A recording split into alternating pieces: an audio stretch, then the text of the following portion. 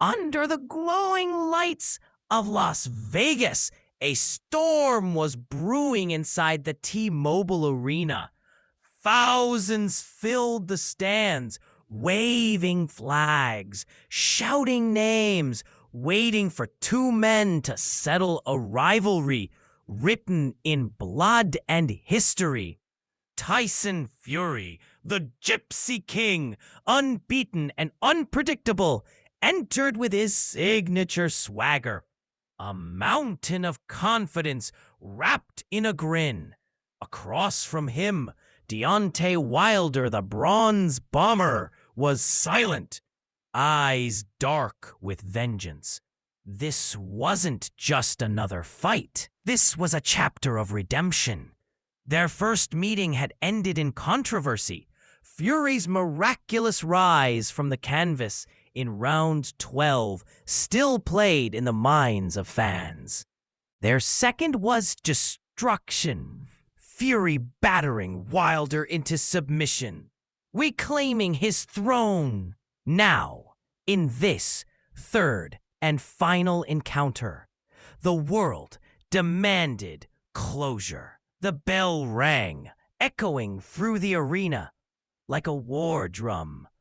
Fury came forward behind his jab, testing range, taunting, smiling. Wilder, leaner than ever, targeted Fury's body, looking to set the trap for his thunderous right hand. Every punch carried tension.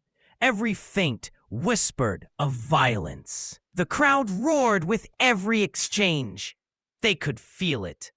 This wasn't strategy. This was destiny unfolding once more in the squared circle.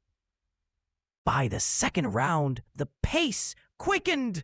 Fury, towering and relentless, pressed forward like a man who knew how this story ended. Wilder tried to stay disciplined, jabbing to the ribs, aiming to slow the giant. But Fury's confidence was unnerving. He mocked, he talked, he bullied. Then in the third round, the fight exploded. Fury slipped inside a jab, landed a heavy right to Wilder's temple, and followed with a short hook that folded the American to the canvas. The crowd erupted, an ocean of sound and disbelief. Wilder staggered up, his balance gone, eyes glassy but burning with pride. Fury sensed blood and swarmed, throwing punches like thunderclaps, each one shaking the ring. Somehow, Wilder survived, the bell saving him by seconds. The Gypsy King turned to the crowd, roaring with arms outstretched, as if proclaiming his reign eternal. Yet in Wilder's corner something flickered, the defiance of a man who refused to die quietly. His corner shouted for composure, but inside his mind he heard only one thing: redemption.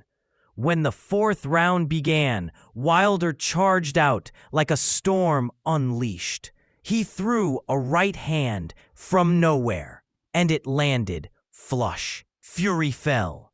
The arena gasped. Seconds later, another bomb. Fury was down again. Wilder screamed with rage and triumph. For a heartbeat, the world believed the king had fallen. But Tyson Fury is not made of ordinary things. As the referee counted, Fury's eyes opened with that familiar calm, that unbreakable resolve. He rose before 10, nodding to himself, as if reminding the universe he does not stay down. The fight turned wild. Fury used his weight to smother Wilder, leaning on him, grinding him down. Wilder, though dazed, kept firing back with venomous intent. Every second became a test of willpower. Round after round, they traded destruction. Blood mixed with sweat, roars with gasps. Neither man gave an inch.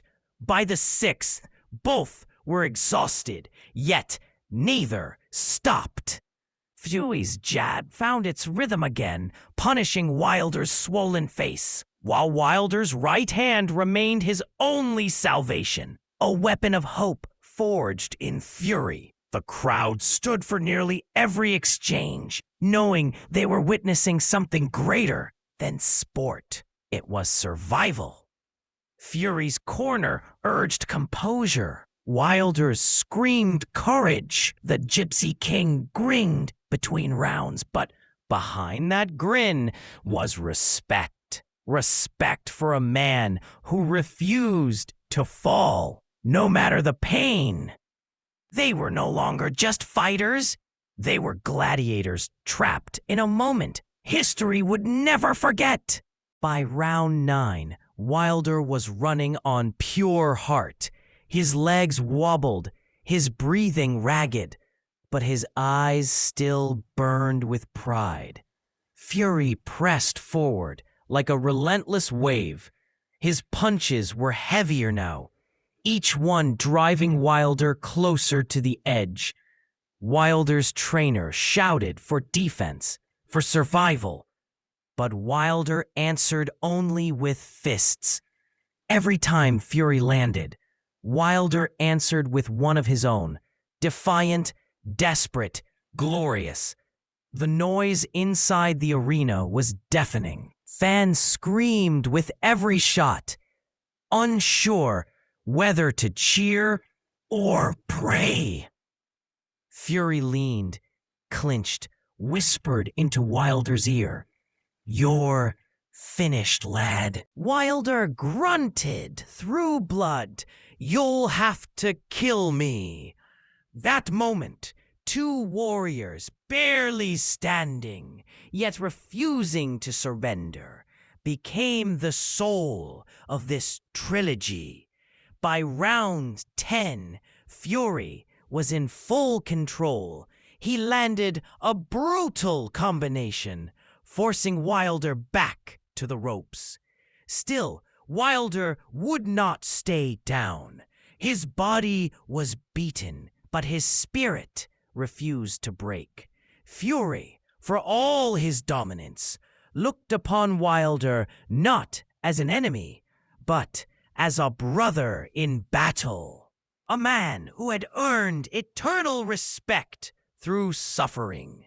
This was no longer about belts. It was about pride, legacy, and heart. The 11th round began like a storm about to break.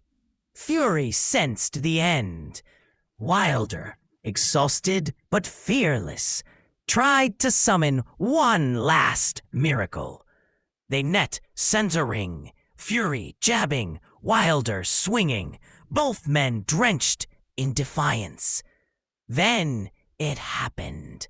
Fury slipped the jab, leaned forward, and unleashed a right hand from the heavens. It connected perfectly. Wilder's head snapped back, his body twisted, and he crashed to the canvas like a fallen warrior. The referee began the count, but there was no adding up this time. 10. It was over. The Gypsy King had done it again. The crowd erupted in chaos and awe. Fury climbed the ropes, roaring to the heavens, "I am the best heavyweight on the planet." Across the ring, Wilder sat slumped, defeated but immortal. Fury walked over, offering respect. Wilder turned away, not out of hate, but heartbreak. Two men who had shared 30 rounds of violence, pain, and glory. As the night closed, both have left pieces of themselves in that ring. The world called it the greatest heavyweight fight of the modern era, and rightly so, because on that night in Las Vegas, two warriors reminded the world what boxing truly is. Not just punches and belts, but courage, heart, and the unbreakable will to rise again.